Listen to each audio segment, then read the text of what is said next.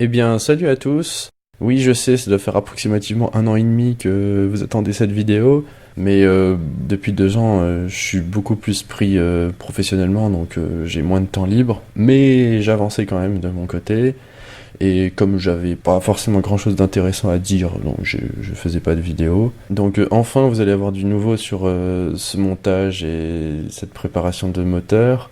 J'en profite pour remercier tous ceux qui ont aimé la première vidéo, parce elle a fait une espèce de, pas de buzz, mais quand même, il y a eu énormément de vues sur cette vidéo-là, il y a beaucoup de likes, il y a beaucoup de commentaires aussi vraiment gentils, donc je voulais remercier tout le monde. Enfin, moi, je fais pas des vidéos ni une chaîne pour avoir des vues ou je sais pas quoi, ou des j'aime et tout ça. Je m'en fous un peu de tout ça, c'est juste pour pouvoir renseigner, si ça peut aider des gens, tant mieux, et puis sinon, bah, c'est pas grave. Donc là, je vois que ça a plu à beaucoup de monde, donc je vous remercie. Je vois aussi qu'il y a beaucoup d'abonnés. Je crois qu'il y en a 1400, quoi, pour une chaîne qui poste une vidéo tous les, tous les ans. C'est pas mal. Il y a des gens qui continuent de s'abonner encore pendant toute l'année, là, alors que je faisais rien du tout. Mais bon voilà, j'espère que mon travail va récompenser votre attente. Donc oui, j'ai avancé beaucoup sur le moteur. Ça a pris du temps parce que bah, pour plein de raisons. Déjà, je suis moins libre. Et puis là, il y avait beaucoup de pièces qui ont été faites sur mesure ou que j'ai dû attendre. J'ai rencontré aussi plusieurs problèmes, on va voir ça. Qu'a priori, j'ai réussi à résoudre pour l'instant. Ça, voilà, il y a des choses qui ont pris du temps. Il y a des choses qui demandaient du temps. Et puis ça s'est pas déroulé de manière super simple. De toute façon, bon, c'est jamais simple, hein. Les préparations, on a souvent des aléas ou des choses comme ça. Surtout quand c'est un moteur qui est dans l'état dans lequel je l'ai trouvé. Puisque ça constitue une espèce de défi, un peu, cette histoire-là. Donc pour ceux qui n'ont pas suivi la première partie de la vidéo, je vous invite vraiment à aller la voir. Sinon vous allez un peu pas comprendre ce qu'on fait. Du coup, je vais pas tout décrire ce qu'on avait fait, donc avec toute la préparation du haut moteur, bas moteur, la confection des plans pour l'usinage d'un plot de culasse. Voilà, vous irez voir cette vidéo-là. Donc je rappelle un peu, donc ce montage moteur, c'était pour avoir un deuxième bloc qui puisse me changer un peu de l'autre moteur que j'ai, qui ait un comportement vraiment différent, puisque mon autre bloc c'est un Europe Bidalo qui a un peu de l'architecture du groupe 3, mais qui est prévu pour Carbu 19, et qui a des diagrammes très pointus, donc 200, 130 en degrés. Donc c'est un moteur qui en gros a pas du tout de couple, qui a une très grande allonge, donc quasiment 15 000 tours minute. Et en gros, il y a toute la puissance qui vient en un pic, situé très haut dans les tours. Donc c'est pas du tout quelque chose qui a de la reprise, c'est pas quelque chose qui a du couple. C'est quelque chose qui balance tout en haut, un peu à l'ancienne, quoi. C'est comme on faisait les moteurs dans les années fin 80-90. Et donc mon autre bloc, je voulais vraiment quelque chose de complètement différent. Donc je suis parti sur une course MBK, donc une course longue, parce que c'est des moteurs qui sont plus coupleux que les courses courtes, comme j'ai sur l'autre moteur, puisque c'est un alésage 40, course 39.7. Donc là j'étais en alésage 39 et course 41.8 avec ce cylindre-là, avec des diagrammes plus bas, une architecture plus moderne, donc quelque chose de plus coupleux en gros, avec un échappement à booster, et puis des transferts qui sont plus modernes.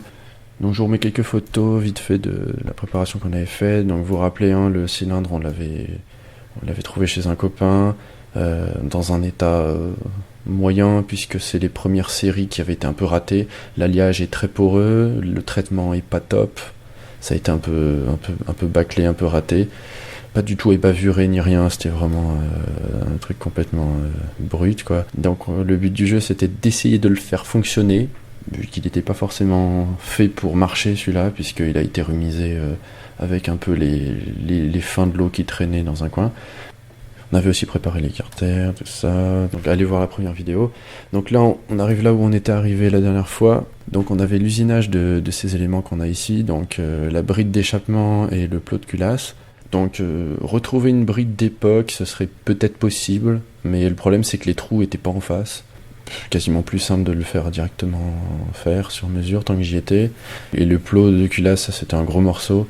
Donc si vous vous souvenez, j'avais fait une chambre de combustion qui soit calquée sur les Bidalo 2013, parce que je tourne au samplon. Shell V-Power, c'est une espèce de samplon 100 qu'on trouve à la pompe en Suisse.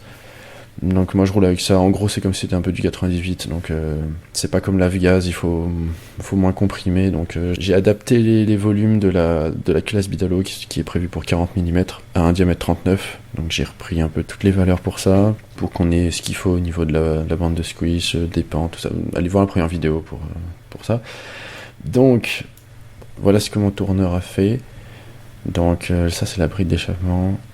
Je lui avais dit de pas forcément se casser trop la tête pour la forme, mais il a fait un truc vraiment... J'avais dessiné ça pour faire un peu un truc stylé, mais lui il a fait ça vraiment, vraiment bien, donc c'est super joli.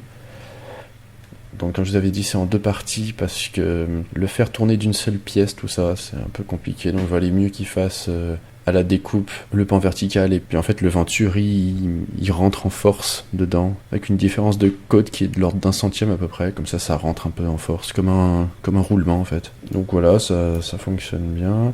Donc voilà, on voit le super boulot qu'il a fait. Donc là je m'étais fait une rallonge, ça ceux qui ont des pots Doppler ils doivent connaître ça. En gros, c'est que comme ça, avec le même échappement, vous pouvez avoir un peu 2 accords différents. Si vous le mettez pas, vous avez un accord qui est plus haut dans les tours. Si vous le mettez, vous baissez un petit peu votre plage d'accords. Et ça peut être intéressant. Si un jour vous avez envie d'avoir plus de couples, plus de reprises et moins d'allonges, vous mettez la bague, comme ça change très légèrement l'accord de votre peau. Ceux qui ont le gonflage des cyclos, volume 2 de Didier Thomas, il y a tout un truc avec des passages au banc d'essai et des pots qui sont comme ça rallongés plus ou moins à la corne et tout ça, on voit un peu les différences que ça fait sur les plages, c'est vraiment sympa. Donc voilà ce que ça donne une fois monté. Donc c'est centré, tout ça au niveau des trous, tout tombé pile comme il faut, donc parfait. Donc l'autre gros morceau surtout, c'était le plot de culasse sur mesure. Donc voilà ce que ça donne en haut. Donc j'ai laissé la place pour mettre un petit joint torique là que j'ai mis, parce que le plot il est pas en eau, mais on pourrait le mettre. On peut percer des trous dans la culasse pour faire passer de l'eau en fait tout autour du plot de culasse, et après tu perces des trous de l'autre côté qui vont dans la sortie d'eau en fait de la culasse, et comme ça fait un circuit. On peut faire ça. Pour l'instant je l'ai pas fait parce que j'avais déjà suffisamment de problèmes à gérer, j'ai pas voulu rajouter ça, mais je pourrais le faire peut-être un jour. Là on voit que au niveau de la bougie ça rentre pile poil. Donc là c'est parfait, le taraudage était bon, et puis la hauteur était bonne. Faut que la bougie soit à fleur comme ça. Pas qu'elle rentre dans la chambre, et pas non plus qu'elle soit en retrait. Là on voit ce que ça donne montée dans la culasse. Donc là pour rappel, c'était une culasse pour Didier Thomas Open. Donc l'anthrax c'était pas le même à la base. Elle a été reprise et repercée. Donc là on voit que ça tombe pile poil dedans, le plot, c'est bon, en bas, en haut. Donc là j'avais ce qu'il fallait pour pouvoir mettre un joint. Ça c'est les joints comme les joints d'origine en fait. Et comme les joints Bidalo c'est les mêmes. Un joint torique comme ça marche très bien pour étanchéifier la chambre de combustion. Donc du coup j'ai gardé ce principe là qui est super. Donc là les côtes c'était tout bon, ça rentre parfaitement, c'est parfait. Là j'ai remonté tout ça. Donc là autour des goujons j'ai 4 petits joints toriques, comme il y a d'habitude sur MBK51. Et pour la chambre d'eau tout autour, j'ai mis de la pâte bleue, c'est de la Loctite je sais plus quoi. Vraiment super cette pâte à joint là, la bleue.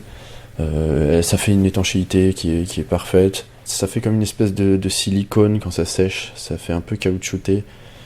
Quand ça chauffe pas trop, c'est parfait.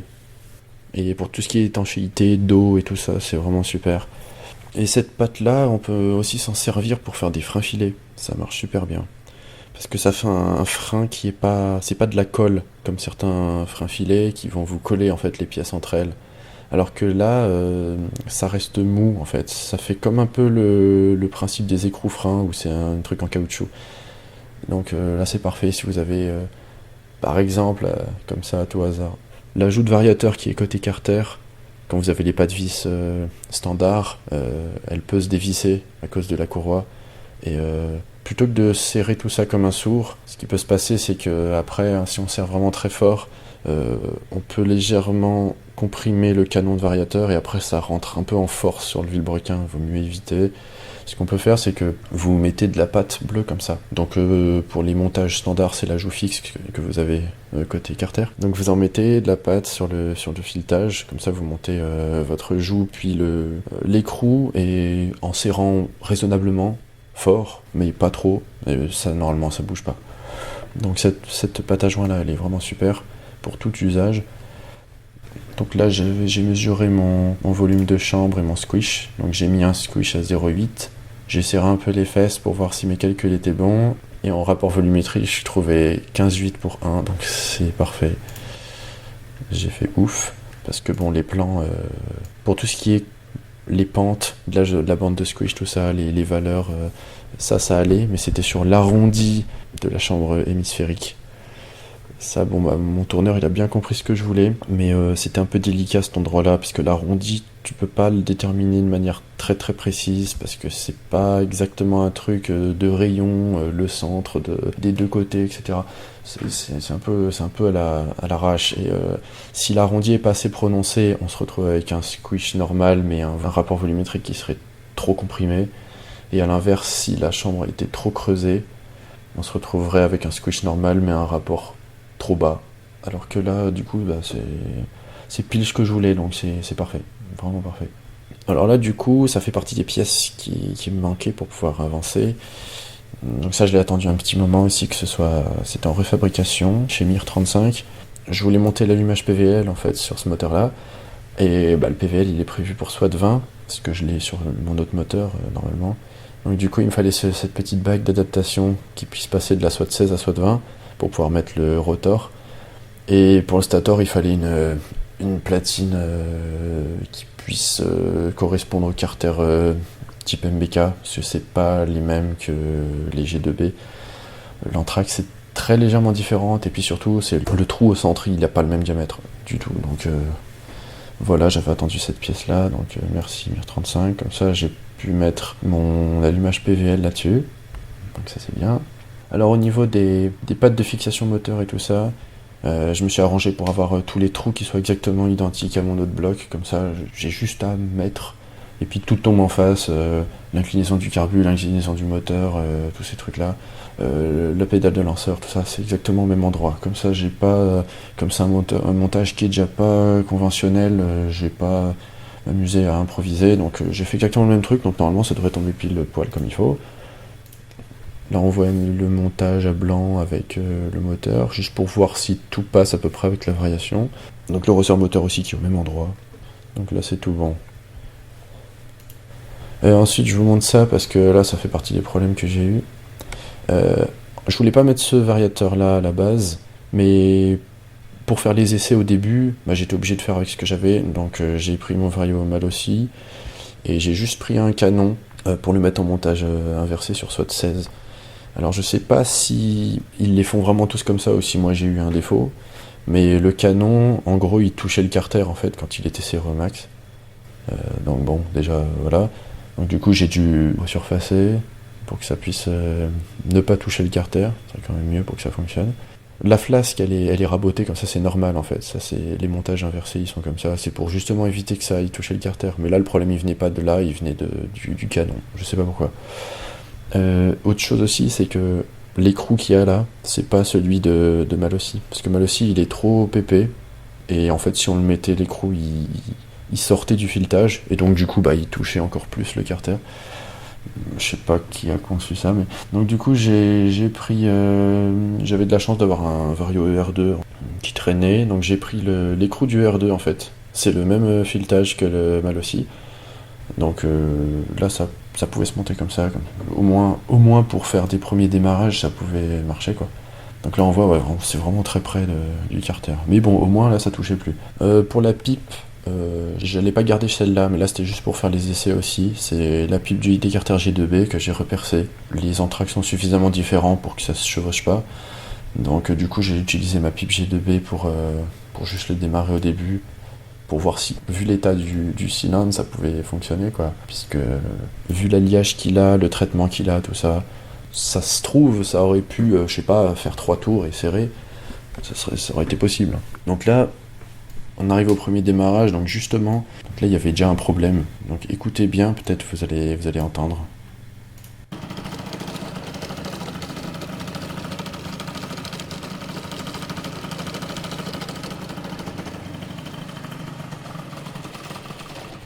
Je sais pas si ça s'entend bien, mais en gros, le moteur, il a du mal à tenir le ralenti. Il tourne, je sais pas, une vingtaine de secondes et il s'éteint. Il fait un bruit qui est pas normal, qui est inhabituel. Et donc il arrivait même pas à chauffer en fait le moteur, il tournait quelques secondes et après il y a quelque chose qui forçait et il s'éteignait. Heureusement ça tournait pas suffisamment vite pour faire un serrage ou quoi que ce soit, mais si on avait insisté ou si j'avais fait monter dans les tours dès le début, je pense que ça aurait bloqué. Et c'est vrai que à regarder de plus près, en le tournant à la main déjà, il y a une espèce comme de frottement, de résistance, un truc un peu bizarre que j'avais pas sur les autres moteurs. Donc là je commence à penser sur ce problème, je me suis dit bon, ça se trouve c'est foutu, mais on va quand même essayer de voir ce qui se passait. Donc en regardant, il y avait des petites traces, mais vraiment très légères, mais qui arrivaient pile à l'endroit où s'arrête le segment. Je me suis dit, il y a un problème qui doit venir du segment, on sent un truc qui racle et ça doit être le segment qui frotte. Ça venait pas du piston ni d'autre chose. Donc je reprends le jeu à la coupe, pourtant il était bon. Je me dis, bon, qu'est-ce que c'est que ça? Et là, je me suis dit, peut-être que, vu le traitement qui est pas très bien fait, il y a un souci avec le chrome dur qu'il y a sur le segment, en fait. Les matières, entre guillemets, sont peut-être trop proches au niveau de la résistance. Ça, vous devez savoir ça, que, en gros, le segment et le traitement du cylindre ne doivent pas être faits du même métal ou du même revêtement.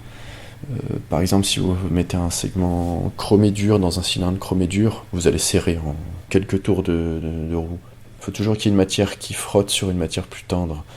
Généralement, on s'arrange pour ce que le segment soit plus tendre que le traitement du cylindre, parce que c'est beaucoup plus simple de changer un segment qu'un cylindre. Donc je me suis dit, je vais faire un essai au moins, de toute façon ça me coûte rien. Je vais mettre un segment en fonte. En fait, je vais considérer le cylindre comme s'il n'était pas en nicacyle. Comme s'il était en chromé dur, avec un traitement du coup moins résistant. Donc j'ai pris un segment en fonte, mais pas chromé, juste en fonte. Et là, démarrage.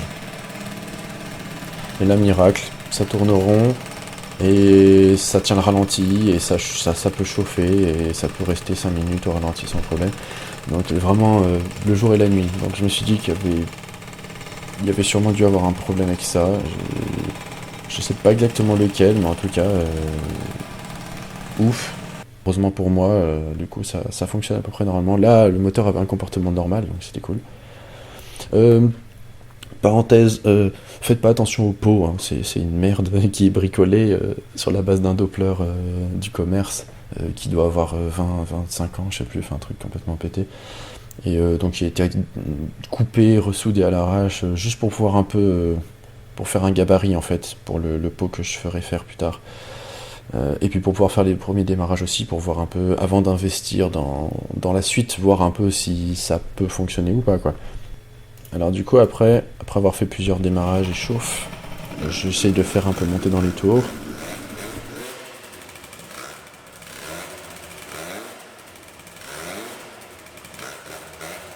Donc là, ça semble pas mal, parce que donc la mob a un comportement normal, ça monte dans les tours, il semble pas y avoir de problème pour l'instant. Parce que là, jusqu'à présent, avec l'autre segment, il pouvait tout simplement pas fonctionner, quoi, le moteur. Il tournait 20 secondes, il s'arrêtait. Donc là, on est arrivé à un comportement enfin normal. Donc je me suis dit, bon, on tient peut-être le bon bout pour le faire fonctionner, ce moteur-là. Alors du coup, j'ai commencé à faire quelques achats. Bon, déjà, il fallait que je change de poulie parce que finalement, l'embrayage, il me sert à rien parce que sur les circuits, j'en ai pas besoin. Et puis, je préfère le comportement quand j'ai pas d'embrayage. Surtout que, bon, la poulie Doppler, même bricolée, voilà, bref. Donc, je préférais partir sur une bonne base, un bon plateau fixe de qualité. Donc, ce que j'ai fait, c'est que j'ai vu que VSX refaisait des poulies type Bidalo qui sont assez chères, mais je préfère payer cher et avoir de la qualité plutôt que d'avoir des trucs un peu daubés. Je vois qu'en ce moment, là je me tiens moins au courant qu'avant, mais au niveau des pièces du commerce, mais je traîne encore suffisamment sur quelques forums pour voir qu'il y a des problèmes avec certaines refabrications en ce moment, où la qualité est vraiment pas là. Voilà, moi je préfère payer cher, un truc bien au moins. Donc les poulies VSX là, elles sont vraiment, vraiment bien, la bonne qualité et tout ça. Donc voilà, je me suis mis en plateau fixe, type Bidalo, en largeur 14. Petite astuce là que j'ai fait, sur l'axe de poulie, donc elle circlip. Après j'ai mis une rondelle, il y a une rondelle qui est contre la poulie, et entre les deux, j'ai mis un petit roulement comme ça. Ça c'est bien comme truc, ça force pas. Donc si vous avez envie de faire ça, ça coûte vraiment pas cher ces petits roulements là. Ensuite la pipe, donc du coup j'ai décidé de faire une pipe sur mesure. Donc en gros il me fallait un peu un mix entre plusieurs trucs. Il me fallait une pipe qui puisse s'adapter au carter Poligny d'un côté, qui ait l'inclinaison et la courbure d'une pipe type G2B Bidalo. Et puis pour l'emmanchement, moi j'ai des carbus Poligny CP. J'ai un 19 Evolution et un 23. Ils sont tous les deux venturisés en 25. Donc du coup il me fallait que le diamètre d'entrée soit de 25. Et puis après les manchons Poligny c'est du 28,5. Donc c'est vraiment des côtes qu'on n'a pas l'habitude de trouver dans le commerce. Donc du coup cette pipe là je l'ai faite par Clément Boucher. Donc je sais pas si vous connaissez, mais c'est lui qui a créé le site Clément Boucher Engineering. Vous pouvez aller sur son site commander, il fait plusieurs pièces. Et il est distribué par 1035 aussi maintenant je crois.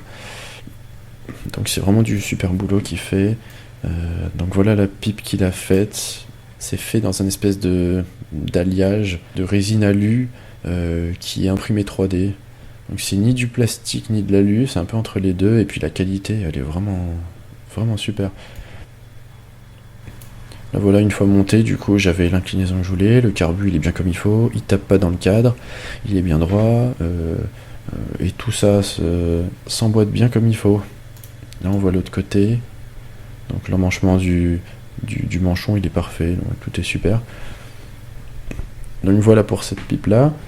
Alors ensuite au niveau de la brique d'échappement, ça a tendance à se dévisser un peu ces trucs là, surtout que y a le problème de l'alliage de ce cylindre comme je vous disais, ce qui fait que j'ai pas envie de serrer trop fort.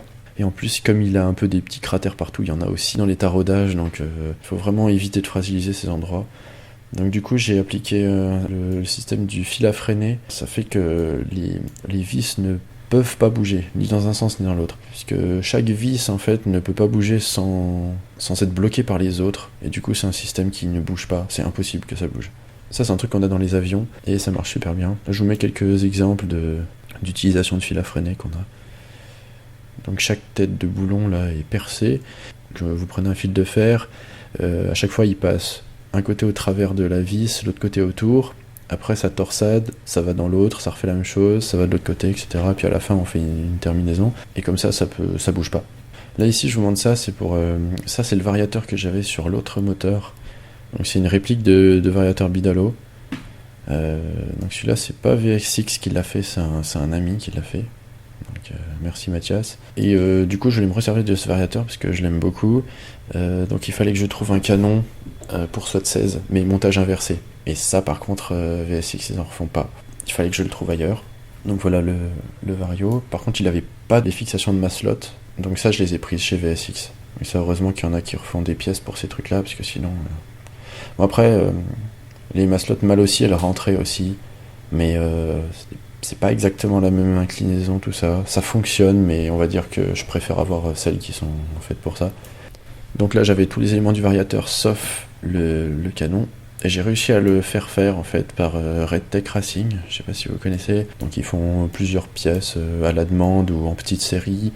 Ils font notamment des carters pour moteurs hybrides en Euro 2 ou Euro 3, tout ça.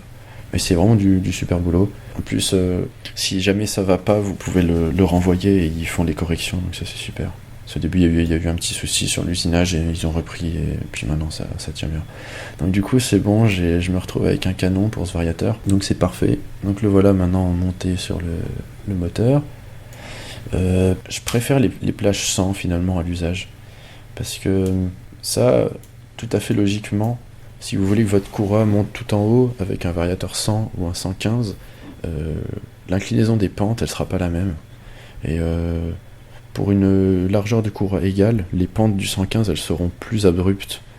Et quand les pentes sont trop abruptes, donc ça crée déjà des phénomènes de pincement de la courroie. Donc déjà il y a un peu des pertes au niveau de la puissance. Et puis surtout, ça peut causer des problèmes de réglage et des effets de yo-yo, de chèvre, tout ça. J'ai remarqué quand même à l'usage que des pentes qui sont pas très pentues justement, c'est beaucoup plus simple à gérer finalement. Donc maintenant j'ai adopté les variables en plage 100, je préfère à l'usage, c'est beaucoup mieux. Alors là on passe à l'échappement. Donc là j'avais fait une première série de plans C'était pas du tout pour avoir les côtes de l'échappement en lui-même, c'était juste pour l'encombrement, pour savoir à peu près les angles qu'il me faudrait, pour la corne, l'emplacement de la fixation, tout ça, la hauteur qu'il faudrait pas dépasser, tout ça. Pour un ami qui allait me calculer les côtes et puis me faire les découpes laser et tout ça. Il fallait déterminer l'angle de la corne. Donc là, c'est ce que j'ai fait, ça, pour que mon copain puisse déterminer l'inclinaison des différents tronçons qu'il allait falloir faire pour pouvoir avoir cet angle-là. Donc là, il a fait un patron en papier pour voir si tous les éléments se montaient bien. Parce qu'en gros, c'est un logiciel, il me semble, qui te sort tous les tronçons en fonction des côtes qu'il faut. Après, il a fait découper ça au laser, puis il a commencé à les rouler. Donc après, moi, j'ai reçu ça comme ça chez moi. Donc là, j'ai fait un patron en papier pour pouvoir aller voir sur la mob ce que ça donnerait une fois monté. Normalement, ça avait l'air de tout bien tomber. Donc après ça, il fallait trouver quelqu'un pour pouvoir souder le pot. Et pour ce genre d'opération, il vaut mieux choisir vraiment des pros, parce que c'est pas quelque chose qu'on fait à la légère et tout ça. Donc là, du coup, je me suis adressé à NF Design. Vous pouvez trouver sur Facebook, qui fait vraiment du super boulot, des super soudures. Donc voilà, je l'ai contacté pour qu'il puisse me souder le pot. Mais bon, déjà, les tronçons étaient déjà découpés et roulés, même s'il y avait quelques travaux d'adaptation à faire. Par exemple, des choses qui n'étaient pas tout à fait rondes et tout. Ça, il a dû reprendre, mais il y avait déjà une grande partie du boulot qui était faite. Donc du coup, pour lui, c'était plus simple. Donc là, on voit l'avancement du travail. Vraiment du super travail, des très belles soudures au TIG. Alors là, je lui ai fait rajouter un petit renfort pour la fixation de cartouches, parce que j'ai choisi de prendre les nouvelles cartouches Doppler pour voir un peu, là, elles m'avaient l'air sympa. Et puis, j'allais pas m'amuser si je change de bloc à chaque fois démonter ma cartouche pour la changer de pot, enfin c'était un peu chiant. Donc du coup, mon autre cartouche, je la laissais tout le temps sur l'autre pot, et là du coup, j'allais mettre cette cartouche-là. Et comme cette cartouche, je l'ai reçue, elle est quand même bien lourde, je me suis dit que j'allais éviter de la perdre sur un circuit ou je sais pas quoi. Donc du coup, je lui ai fait rajouter un petit renfort comme ça. De toute façon, pour le poids que ça rajoute, on s'en fout, je préfère que ce soit solide. Donc là, on voit la qualité des soudures. Donc superbe. Voilà le pot, une fois terminé. Donc avec la fixation en haut du corps, et les petites pattes pour fixer les ressorts. Et voilà, tout beau, tout magnifique. Donc là, on passe à la phase de remontage. Donc j'ai percé les trous de fixation de cartouches, les trous de fixation de biellettes, tout ça, pour que ça tombe bien comme je voulais.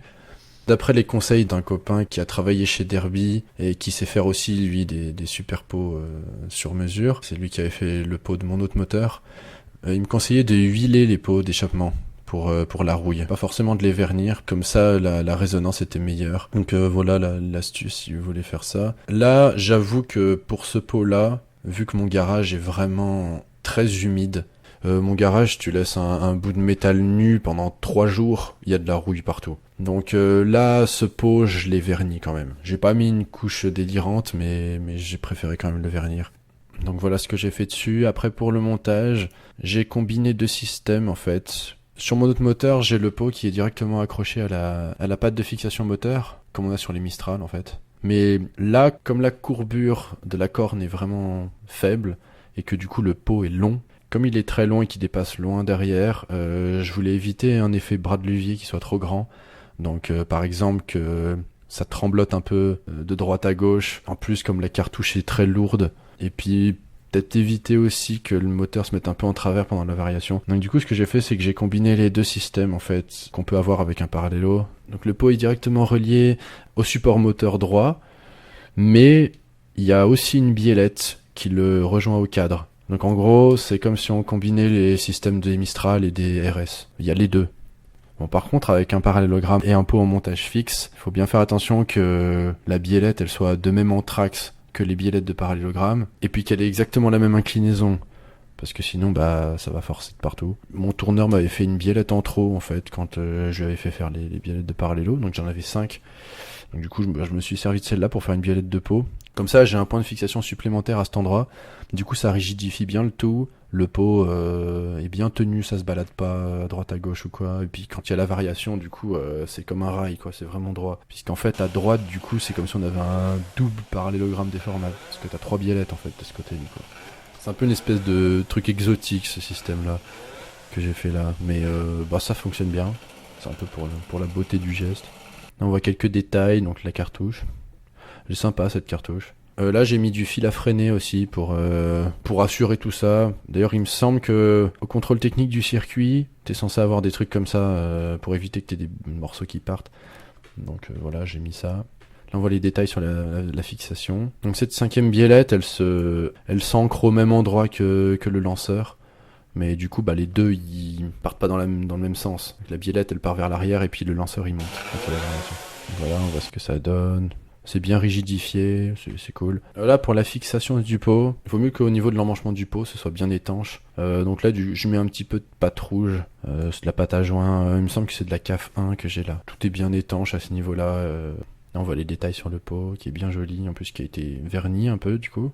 Il paraît assez bas, ce pot. On a l'impression un peu qu'il traîne par terre, mais en fait... il y a un peu un effet d'optique avec la corne, comme elle est très peu courbée, elle fait 90 degrés à peu près.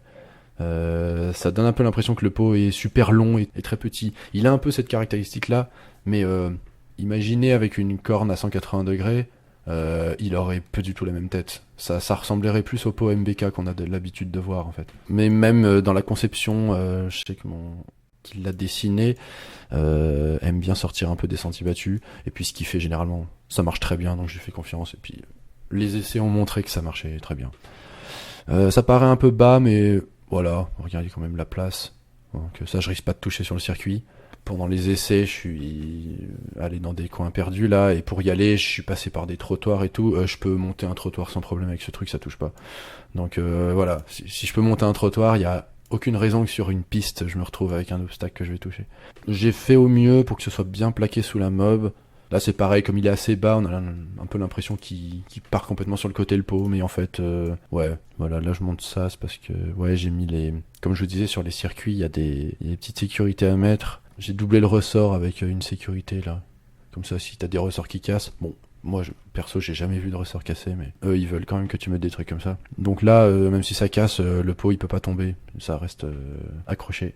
Donc là on passe à quelques essais, avec le moteur en action. Alors, je profite de ça pour dire, faire des tests sur béquilles, c'est pas mal. Moi, je suis un grand partisan de ça. Avant même de commencer à rouler ou quoi, on peut déjà faire pas mal de choses. Avant de tout casser, on peut déjà voir s'il y a des problèmes ou pas. On peut déjà à peu près, quand on connaît bien et quand on commence à avoir l'habitude, on peut à peu près faire une carburation, à peu près faire une variation. Dans le sens où on peut déjà avoir quelque chose qui va fonctionner, pas un truc ultra trop riche ou vraiment trop pauvre. Et puis au niveau de la variation, un truc qui serait complètement sous régime ou alors qui ferait que gueuler. On peut s'approcher quand même, avant qu'on aille rouler, d'avoir un truc qui fonctionne déjà un peu. Et puis, bon, moi je suis pas bourrin comme ça, mais j'ai quelqu'un que je connais qui fait de la compète depuis des dizaines d'années et qui a des super machines et qui me disait que en compète, lui quand il monte une pièce neuve, c'est 5 minutes de chauffe et après c'est à bloc sur la béquille. Et parce que de toute façon, s'il y a un truc qui doit casser, c'est maintenant. C'est pas après sur le circuit qu'il a envie d'être emmerdé. Donc voilà, sur la béquille, ils vont comme des bourrins, et puis après, si ça passe tout bien, on peut aller tartiner sur le circuit, y a aucun problème. Et la personne qui me dit ça, il a un traitement d'origine sur son cylindre, ça fait un truc des années 94, 15, je sais pas quoi. Donc avec le traitement d'origine, il a jamais serré, aucun renicasilage, donc bon, apparemment ça fonctionne son truc. Moi je suis pas à ce point-là, mais ouais, j'aime bien faire des tirs sur la béquille. On se rend compte déjà de plein de choses. Et puis, bon, à part rester dans l'angle pendant 30 secondes sans rien faire, normalement, il n'y a aucune raison qu'on casse un moteur en faisant des tirs sur une béquille. Moi, j'ai jamais vu ça. Donc, c'est bien déjà pour faire des ébauches de réglage. Donc là, après, j'ai commencé à aller rouler.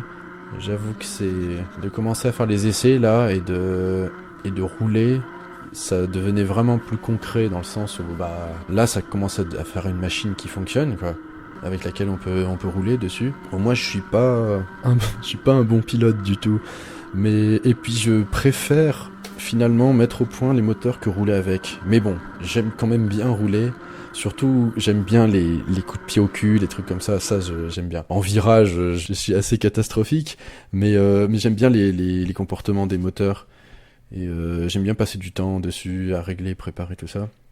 Et là, j'avoue que rouler avec celui-là, c'était quand même un peu, ça faisait un peu quand même quelque chose, parce que quand on se dit que c'est un espèce de rebut de truc qui a plus de 25 ans d'âge et que c'est la première fois finalement qu'il roule, et que ça, dans un autre contexte, je pense que ça aurait fini à la déchetterie, un truc comme ça. Je pense que d'ailleurs des cylindres un peu jamais faits comme ça, il y a dû en avoir un paquet qui finissait à la déchetterie sans autre forme de procès. Donc là, de commencer à rouler avec, c'était vraiment... C'est un petit moment historique quand même. Je pense que les gens qui vont chercher des épaves de bagnoles et tout ça dans la nature et qui les restaurent, ça doit être à peu près le même genre de sensation que tu dois avoir. Et honnêtement, dès les premiers essais, on sent quand même qu'il y a du potentiel. Ça marche pas mal du tout et ça tire bien comme il faut. J'ai des réglages à peu près standard, la carburation, il commence à être pas mal. Pour l'avance, avec ces PVL là, il te conseille entre 5.8 et 6.2 avant PMH. Mais ça, c'est pour une course 39.7. Donc moi, je me mets généralement à 6. Ça fonctionne bien à 6. Donc là, ce que j'ai fait, c'est que 6 mm avant PMH, ça représente pas la même chose si vous êtes en course 39.7 ou en course 41.8, forcément. Donc du coup, j'ai fait une règle de 3. Pour avoir l'équivalent de 6 mm avec une course 41.8, il faut se mettre à peu près à 6,3 avant PMH. Donc du coup, moi, c'est ce que j'ai fait. Du coup, je me suis mis à 6,3. Et puis, ça fonctionne très bien. De toute façon, ça chauffe pas. Pendant les premiers essais, là, ce que j'ai pu voir aussi, c'est que le refroidissement, il marche très bien. Donc moi, j'ai un radiateur qui est plus gros que d'origine. De toute façon, sur des moteurs comme ça, il vaut mieux. J'ai un radiateur de 125 Aprilia Touareg, un truc que j'ai pris à 50 €, 40 € je crois, sur le bon coin, donc vraiment pas cher, parce que si vous voulez trouver des vrais radiateurs de CF et tout ça, les prix c'est abusé. Donc là, pas cher, un petit truc de petite moto 125, ça marche très bien avec une pompe à eau. Aux essais, je dépassais pas 55 degrés en température d'eau, donc c'est parfait. Température d'eau, hein, parce que je sais que les températures, c'est toujours un grand sujet aussi, avec des sujets à débat multiples. On va dire que pour avoir une bonne perf, de l'eau à 55 degrés, c'est très bien, pas plus. On peut faire plus, de toute façon, on peut toujours faire plus, mais on va dire qu'à 70 degrés, déjà, les perfs, elles s'en ressentent, et 80, c'est commencé de trop, là, ça surchauffe. Voilà, le refroidissement est pas mal, la carbu c'est pas mal du tout. Sur mes essais, la variation était trop lourde. Bon, je compensais avec le lanceur, mais au moins, comme ça, j'ai bien pu définir le régime d'accord. Tu t'en rends un peu à compte sur la béquille, ça aussi. Tu peux déjà voir à peu près une fourchette. Mais là, une fois moteur bien chaud, et le régime idéal en marche, c'est 11 700 tours. Là, ça marche vraiment bien. Donc la variation, faut la mettre par là. Cet endroit-là, ça pousse vraiment bien. Donc là, on a fini le montage de tout ça. Il reste à affiner un peu les réglages, vérifier 2-3 trucs, tout ce qui est alignement, s'il n'y a rien qui gêne lors de la variation, si tout tourne librement, tout ça. Là, on va dire que à défaut de gagner des chevaux, faut éviter d'en perdre au moins. Donc vérifier tout ça, que ce soit bien monté, bien clean. Donc là, j'ai encore du temps avant... Je vais rouler sur circuit à la fin du mois, là. Donc là, ça va, je suis assez prêt, je suis dans les temps, je devrais pouvoir finir les réglages comme il faut. Et puis après, sur la piste, on verra s'il y a des choses à affiner. Donc là, on touche au but maintenant. Après 1 an et demi, c'est vraiment l'aboutissement de beaucoup de boulot. Et ça fait plaisir de voir que ça fonctionne quand même pas mal, hein. Donc là, on a bien vu avec ces vidéos de présentation, toutes les phases par lesquelles on est passé, réunir les pièces. Ensuite, il y a toute la phase de documentation pour avoir des infos sur les pièces qu'on a, sur comment on va préparer ça, dans quelle direction on va partir, pour déjà avoir une idée sur quoi on va aller. Après, il y a tous les relevés, les constatations, toute la théorie. Après, progressivement, on commence à se diriger vers la pratique, à décider ce qu'on va faire et comment on va le faire, en s'aidant des connaissances qu'on a acquises ou glanées par-ci par-là, ou avec les conseils de personnes qui connaissent bien. Ensuite, on passe à la pratique, la préparation, le montage, la mise au point, les calculs pour créer les pièces qui manquent, en fonction là encore des connaissances qu'on a et des observations d'autres moteurs qu'on peut faire. Ensuite, la création des pièces, réunir ce qui manque, terminer le montage, et enfin, passer à la pratique pure, les réglages, l'affinage de tout ça. C'est marrant comme on voit progressivement qu'on passe de quelque chose de très théorique à quelque chose de très pratique. Et les deux sont indissociables, on est obligé de faire les deux. On peut pas faire que de la théorie, puisqu'au bout d'un moment, on est confronté à des choses qu'on comprend pas. On peut pas non plus faire que de l'empirisme, parce que sinon on fouille, et puis on fait plein de bêtises. Donc il faut vraiment, dans l'idéal, allier les deux, quoi. T'as tout ce qui est calcul, théorie, et puis après, progressivement, tu passes sur la pratique et la résolution des problèmes qui se posent et tout ça. Après, au niveau de l'affinage des réglages, c'est sûr que travailler avec un banc d'essai, par exemple, fait gagner énormément de temps. Mais même quand on travaille avec un banc, il faut toujours, après, à la fin, aller sur la route, sur la piste, et puis régler vraiment la machine comme elle est vraiment en fonctionnement. C'est que une carburation, on peut faire ça très bien au banc. La variation, on peut s'approcher très bien, mais pas tout à fait comme ça va se comporter sur la route, parce que t'as le poids de la personne qui conduit, les frottements, le vent, plein de choses, le dénivelé s'il y en a ou pas, etc. Donc on est obligé après d'aller dans le concret au bout d'un moment. On peut préparer des moteurs performants sans banc d'essai, hein, mais c'est juste très long. Parce que du coup, moi c'est ce que je fais, mais c'est long. Donc tu fais des tests chrono avec des vitesses moyennes.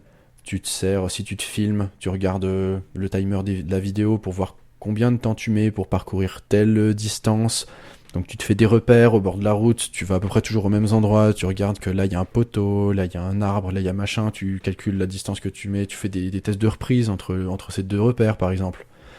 Et progressivement, tu regardes ce que tu peux toucher pour que ça descende. C'est long et fastidieux, mais ça fonctionne. Et au final, en plus, la machine, elle est réglée dans son état de fonctionnement qu'elle sera sur la route ou sur le circuit. Tu fais des tests de vitesse, des tests de reprise entre 30 et 70, par exemple. Et puis, tu regardes combien de temps tu mets pour faire ça, combien de distance tu mets. Donc voilà, il y a moyen de grappiller de la perf. Là, de ce que je vois, des essais que j'ai faits, le moteur marche quand même vraiment pas mal. Au niveau, quand il est en régime d'accord, la poussée, elle est vraiment sympa. Et des relevés que je fais, je suis sensiblement pareil que le Europe, sauf que je pars 3000 tours plus bas. Donc, et je pense que ça peut être amélioré encore un peu. Mais en tout cas, donc ça montre que l'objectif est atteint. On a le comportement qu'on voulait, c'est-à-dire pouvoir avoir quelque chose de performant, mais sans aller trop dans les tours, avoir du couple et de la reprise plutôt que de la longe. Et on voit qu'au niveau de la poussée, du coup, ça marche vraiment pas mal.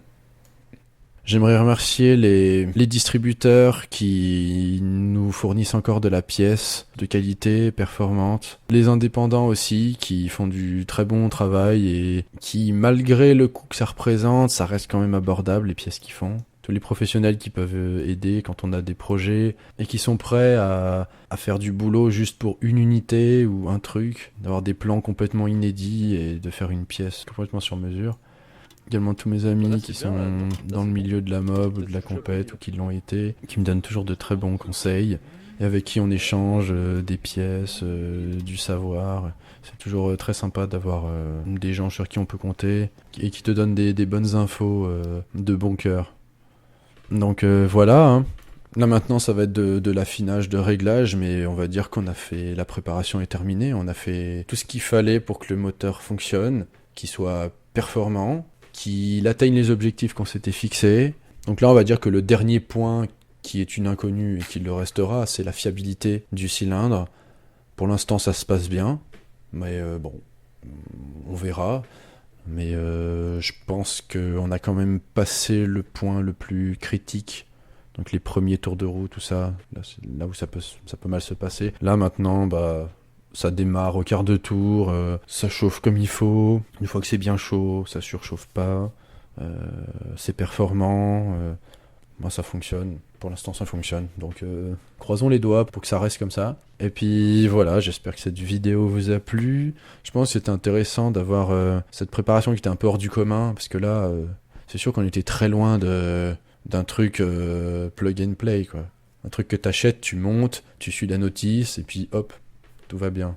Là, il y avait quand même beaucoup de boulot d'adaptation, de calcul, se creuser la tête, après des soucis qu'il fallait résoudre, des problèmes un peu hors du commun, quoi. Cette histoire de segments, c'est... Enfin, moi, j'avais jamais vu ça, mais bon. Faut être prêt à tout, quoi, quand on fait ce genre de trucs. Je pense qu'il y a plein de moments où ça aurait pu complètement partir en vrille. Mais on a réussi à avoir un résultat et je suis très content. Donc voilà, cette vidéo est terminée. Cette préparation est terminée. Je remercie tout le monde et je vous salue.